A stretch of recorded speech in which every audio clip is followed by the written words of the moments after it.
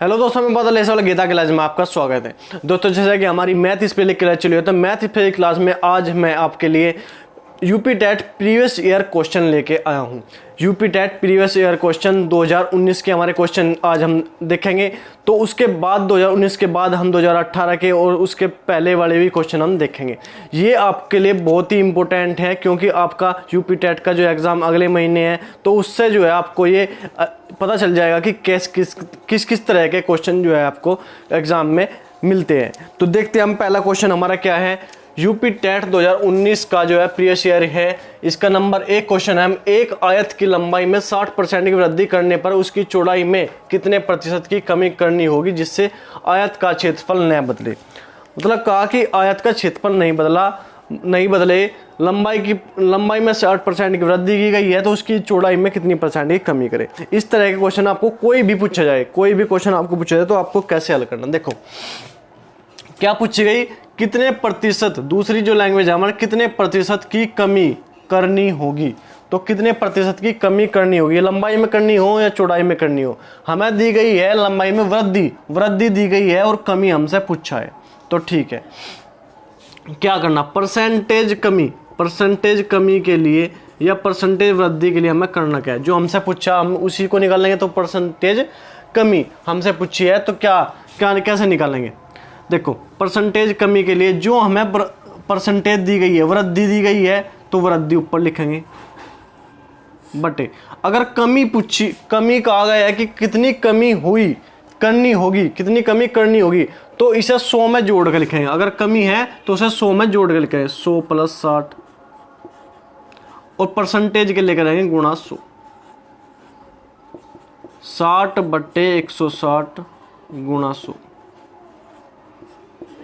2 से काट दो 3 बार, 2 से काट दो 8 बार, 4 दूनी 8, 4 से काट दो 25 बार, 25 × 3 = 75, 75 बटे 2 या 37.5%। 37.5% की हमें जो है इसमें कमी करनी होगी, जिससे हमारे क्षेत्रफल में कोई बदलाव ना हो।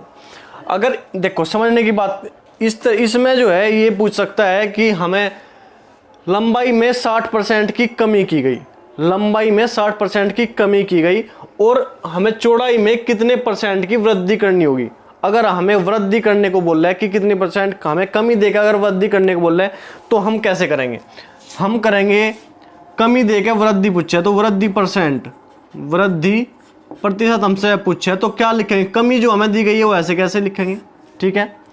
और वृद्धि हमें जो है वृद्धि निकालनी, तो इसे 100 में से घटा के लिखेंगे, 100 - 60 और गुणा कर देंगे 100। तो इस प्रकार जो है हम परसेंटेज वृद्धि भी निकाल सकें। हमें परसेंटेज कमी पूछे तो हम ऐसे निकालेंगे, परसेंटेज वृद्धि पूछे तो हम ऐसे निकालेंगे। वृद्धि पूछे तो हमें दे रखी होगी कमी, तो कमी को 100 में से घटा के रखेंगे। और जो हमें कमी पूछे तो हमें दे रखी होगी वृद्धि, तो इसे 100 में जोड़ के रखेंगे।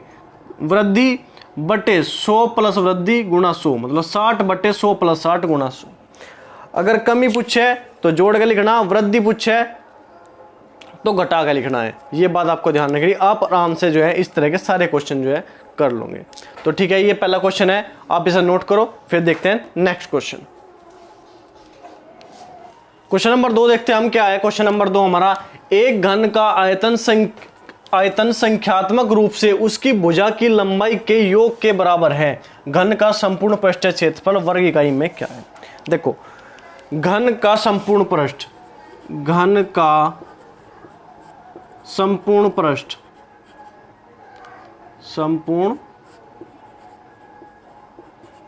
क्षेत्रफल क्या होता है। घन का संपूर्ण पृष्ठीय क्षेत्रफल सूत्र होता है हमारा 6a²। उसने कहा क्या, घन का आयतन होता है हमारा a³ आयतन का संख्यात्मक रूप से उसकी भुजा की लंबाई के योग के बराबर है। तो घन में ये सबसे पहले तो हम ये देखें कितनी भुजाएं होती हैं, कितने पृष्ठ होते हैं।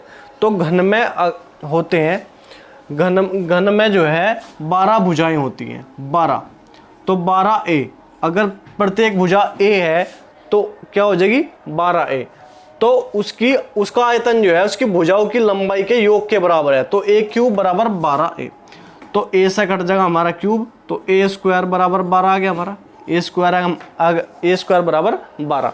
तो हम इसका पृष्ठीय क्षेत्रफल कैसे निकालेंगे, तो 6 ए स्क्वायर, तो 6 गुणा ए स्क्वायर बराबर हमारा कितना है 12, 12 6 72, 72 जो भी मीटर सेंटीमीटर क्यूब, ये हमारा जो है आंसर आ जाएगा। जो हमें बोल रहा है सबसे पहले लैंग्वेज पे ध्यान देना है, घन का आयतन उस घन का आयतन संख्यात्मक रूप से उसकी भुजा की लंबाई के बराबर है, लंबाई के योग के बराबर है।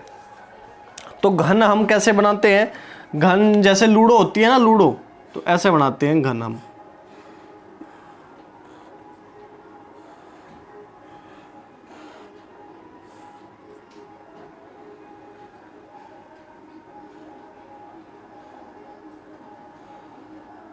तो ये होता है हमारा घन।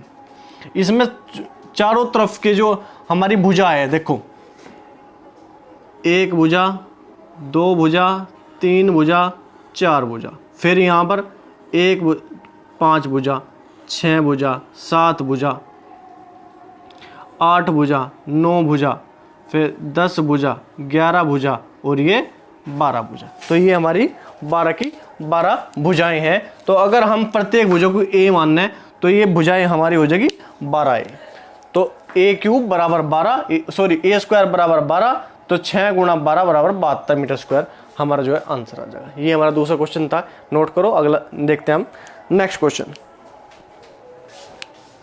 क्वेश्चन नंबर 3 हम देखते हैं। क्वेश्चन नंबर 3 हमारा क्या है, 2018 में अमित का वेतन 1,26,500 रुपये है। वर्ष 2016 में उसका वेतन प्रति वर्ष क्रम से 10%, 15% बढ़कर 2018 के वेतन तक पहुंच गया। वर्ष 2016 में उसका वेतन कितना था, मतलब 2018 का वेतन हमें दिया गया है और 2016 का मतलब पिछले वाला वेतन पूछा है। पिछले वाले 2016 से वेतन से एक बार 10% बढ़ा, एक बार 15% वेतन बढ़ा। उसके बाद हमारा ये हो गया 1,26,500 रुपये, 1,26,500 रुपये। तो देखो इस तरह के क्वेश्चन को आपको करना क्या है, जो हमें वेतन दिया गया है 2018 में या किसी भी सन में वो लिखेंगे 1,26,500 रुपये, ठीक है। हमें ये 2018 में वेतन हो गया, हमें जाना है पिछली तरफ जाना है 2016 में। 2016 का वेतन हमसे पूछा है, तो 2016 का वेतन हमसे पूछा है। तो जब 2016 में हमें पीछे जाना है, देखो अगर हमें अगली तरफ को वेतन जाना है और वृद्धि करनी है तो ये जो है हमें वृद्धि है ये 100 में जोड़कर ऊपरली तरफ रखेंगे।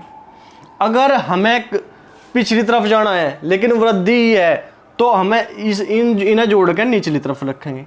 तो देखेंगे कैसे, गुणा, पहले हमें 2016 से 10% जो हमें जो है रुपए दिए गए हैं वो लिखेंगे, गुणा जो हमें वृद्धि दी गई है, पहले कितनी हुई 10% की वृद्धि, तो इन्हें जो है वृद्धि को हमें पीछे जाना 18 से 16 में जाना, तो इसे अगर पीछे जाएंगे तो जो है वृद्धि लिखेंगे नीचे, तो 100/110, 100 में जोड़कर नीचे लिखेंगे। हमें क्यों 2016 में जाना, 18 से 2016 में, गुणा फिर वृद्धि कितनी है 15% की, तो 115। अगर हमें अगर 16 से 18 में जाना होता तो ये 110 ऊपर आता, 100 नीचे, ये 115 ऊपर आता तो 100 नीचे। इस बात को ध्यान रखना, अगर पीछे जाना तो वृद्धि नीचे लिखेंगे, अगर आगे जाना तो वृद्धि ऊपर लिखेंगे, ठीक है। जो हमें रुपए दिए गए हैं, गुणा 100/110 गुणा 100/115, ठीक है। काटते हैं ऐसे, 0 से 0 कट गया, 11 से काट दो, 11 कम 11, 11 कम 11, 11 5 55, 0 काट दो, 10 12, क्या आ गया 1 लाख रुपए। 1 लाख रुपए हमारे आ गया। 1 लाख रुपए हमारे जो है 2016 में उसका वेतन 1 लाख रुपए था, 1 लाख रुपए। अब हमारा जो है 1,26,500 हो गया। पहले एक साल हमें 10% वृद्धि हुई, फिर दूसरे साल 15% की वृद्धि उसके वेतन में हुई, हम आराम से निकाल सके। इस तरह मैंने दूसरा क्वेश्चन आपको बता दिया। अगर हमसे 2016 का वेतन देके 2018 का वेतन पूछे तो जो हमें 2016 में वेतन दिया गया है, गुणा ये वृद्धि ऊपर रखनी, 100 नीचे, वृद्धि ऊपर 100 नीचे। अगर पहले का पूछे तो वृद्धि नीचे आओगी, अगर अगले वाले आने वाले समय में पूछे तो वृद्धि ऊपर आओगी। सिंपल सी बात है, इसी तरह हम जो है दूसरे क्वेश्चन भी कर सके। अगर कोई दूसरा बदले क्वेश्चन आता है तो वो भी हम इसी तरह कर सकें। तो ठीक है, इसे नोट करो। नेक्स्ट क्वेश्चन देखते हैं। क्वेश्चन नंबर 4 देखते हैं हमारा क्या है। दो संख्याओं का मैसेज 6 तथा लैसे 432 दिया गया है। यदि एक संख्या 48 है तो दूसरी संख्या में ज्ञात करनी। इस तरह के क्वेश्चन कई बार जो एग्जाम में आते हैं, और भी एग्जाम में जो है आते हैं। इसका सिंपल सी बात है, देखो लैसे गुणा मैसे बराबर पहली संख्या गुणा दूसरी संख्या।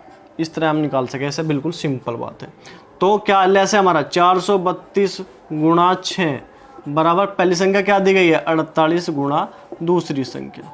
काट देंगे, 6 8 48, 8 से काट दो, 8 5 40, 8 चौक 32। तो क्या आ गया, दूसरी संख्या हमारी क्या आ गई 54। दूसरी संख्या हमारी 54 आ गई। सिंपल बात है, बिल्कुल आराम से हम इस क्वेश्चन को कर सकें। हमें लैसे गुणा मैसे गुणा पहली संख्या गुणा दूसरी संख्या, इसमें से कोई भी एक संख्या मिस कर रखी हो, लैसे मिस कर रखी हो, मैसे मिस कर रखी हो, या पहली संख्या मिस कर रखी हो या दूसरी संख्या मिस कर रखी हो, इससे हम जो है आराम से कोई भी चीज इसमें से निकाल सके। तो देखो, इसे नोट करो। नेक्स्ट क्वेश्चन देखते हैं।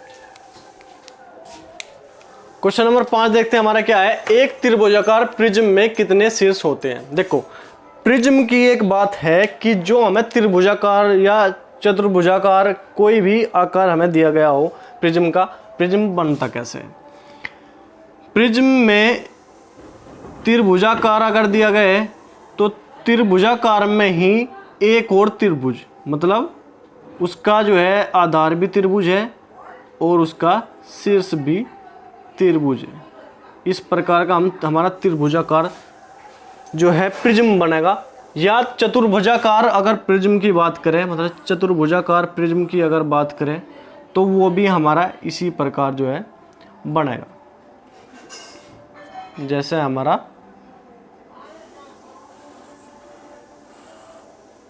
जो है घन बनता है, इसी प्रकार हमारा।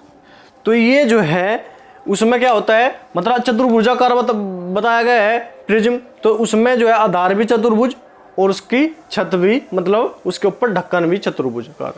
त्रिभुज में नीचे उसका आधार भी त्रिभुज और जो है त्रिभुजाकार में ऊपर उसका शीर्ष भी त्रिभुज होगा प्रिज्म में। तो इसमें समझने वाली बात ये है आपकी, अगर हमें त्रिभुजाकार कहे तो त्रिभुज में कितनी भुजा होते हैं।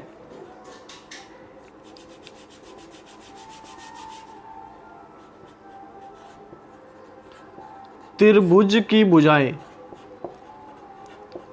भुजा गुणा 2, या अगर चतुर्भुज हो तो चतुर्भुज